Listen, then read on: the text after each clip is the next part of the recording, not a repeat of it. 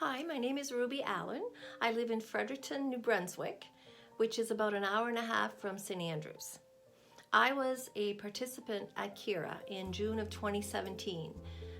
Actually, I was one of the first 5 to walk through the door. It was a great experience and I'll never forget it.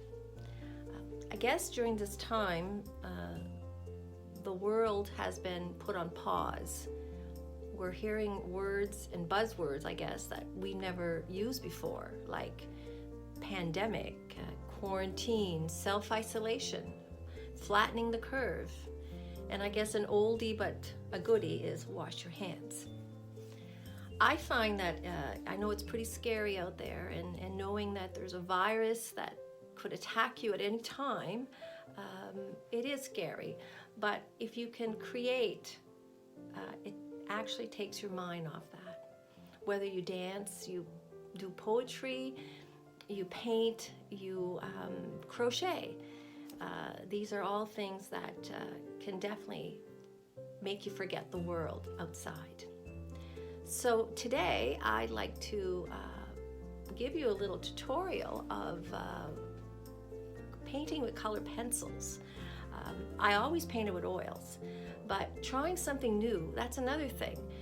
It really gets you excited, and it got me excited that that's all I do now is paint with colored pencils. So let us begin our project. First, we will choose our subject. Today we have an orange, and notice I've put a light on the right-hand side so that we get some variation in darks and lights. Then you will need just a little bit of odorless paint thinner. And of course your pencils. I've chosen just a few out of my large collection because if you have too many in front of you, I think you tend to want to just try them all. So in this case, we sort of make like a grayscale. You have a dark to light to lighter, and then it goes on. And those are colors that we see in the orange. And of course, there is a green, which I have right here. Next, you will need paper. I did a lot of research on what kind of paper works best. My favorite is sandpaper, but today we are going to use watercolor paper.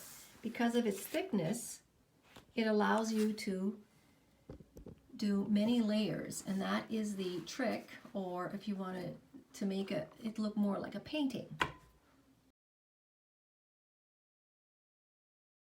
So now we're ready to draw our subject. Just a little tip, don't use graphite pencil to draw your subject. Colored pencils just won't cover it, so you'll have these black lines. I use this Prismacolor color erase, so it actually, you can erase it if you make a mistake. But if you don't have one of these, you can use one of your colored pencils that you're going to color with. So I begin by just looking at the orange and drawing what you see.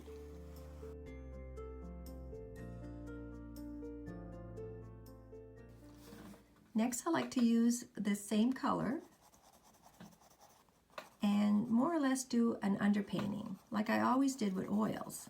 But this time, with this one color, I can determine where it's darker on the orange and where it's lighter and where the light hits. And notice I'm not putting a lot of pressure, very light. So coloring with pencils, you can't be too much in a rush. You just sort of concentrate and observe and find your lights and your darks. This phase can take quite a long time, but again, that's what color pencils is all about, just taking your time. When I do my portraits, this is exactly how I begin. And I get a lightness, and then all these darks and lights start giving you form. So once you have, and you think you've mastered, I guess, or you're satisfied with the whole look of it, you can go on to color. So I like to begin with, again, the darkest one that you've chosen here. And let's do our darks. So you're just going over what you've just done. And again, don't press too hard because there's many layers that has to go on to make this an orange. And if you press too hard too soon, then you won't get very far. So I'm doing where the darkest dark is.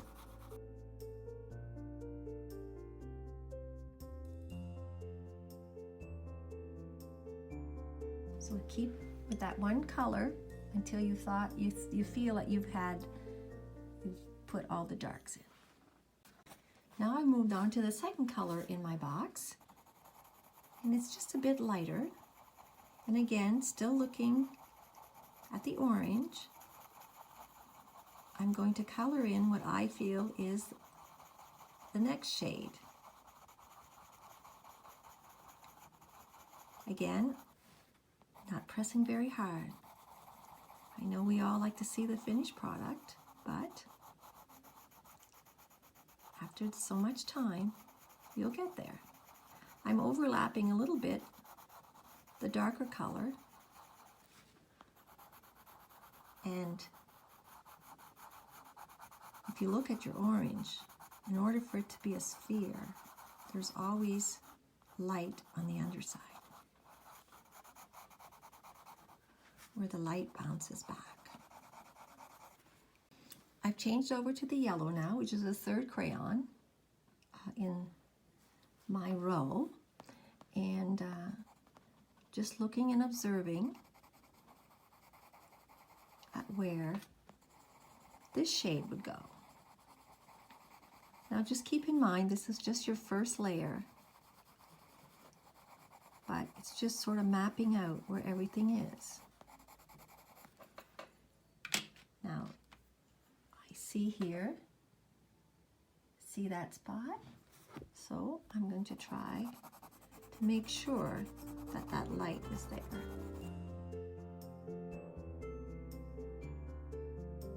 So I've added most of the different shades of orange where I felt by observing and where the darks and lights were. And now, just to sort of blend everything together, this is where the paint thinner comes in. I did forget to mention, a little brush is good, or a Q-tip if you don't have a brush. And notice there's not much on there. So you can go over your orange with your paint thinner and brush and sort of blend it all together. And again, using a light touch. Now, your goal, I guess, would be to get all of those little areas that are white, all those little indentations colored.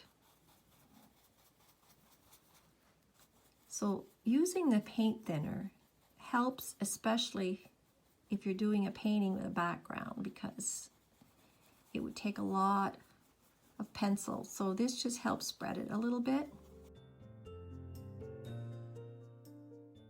There, you've blended it. Now just leave it dry a little bit before you add your second layer of color. So continuing on, what I've done is taken the second orange next to the dark one, and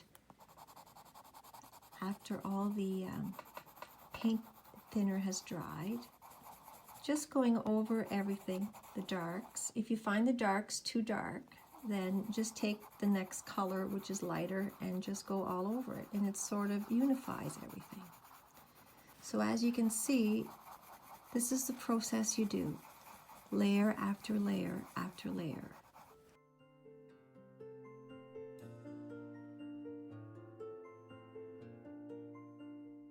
So here I have about 3 or 4 layers. I have darkened the darks, and that's what you have to keep doing, darken and lightening. Now we have to take a look at the shadow. So for that, I'm going to take my darker orange and lay in that shadow.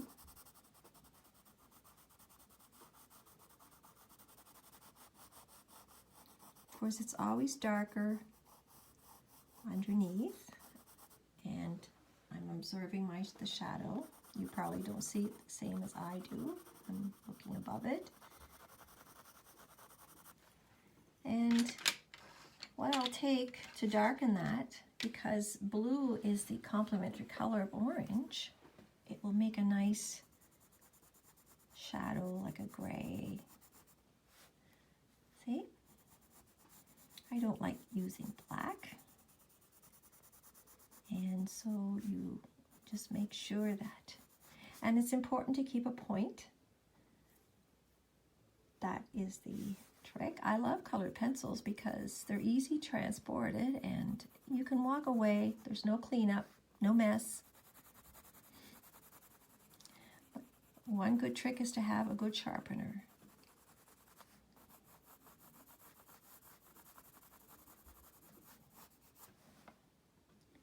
And then I had added some green for the little green and to darken it, a little blue.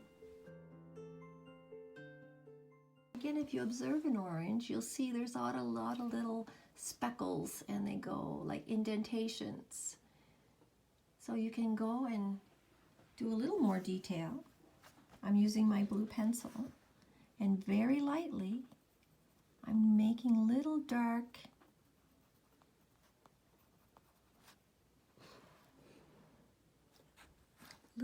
lines with the blue, right?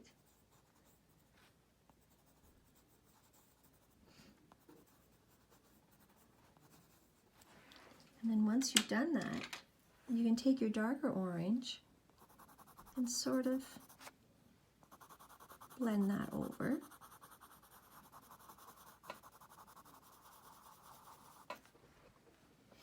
So you have a few little dark speckles.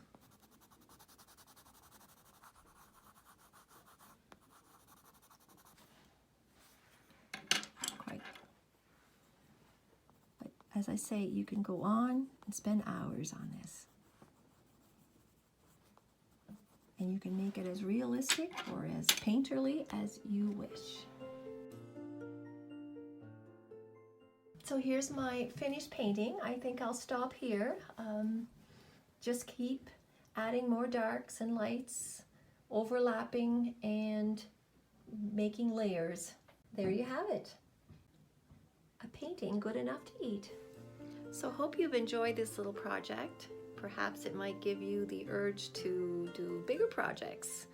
And thank you, Kira, for this opportunity. I hope everyone stays safe and keep creating. Thank you for listening.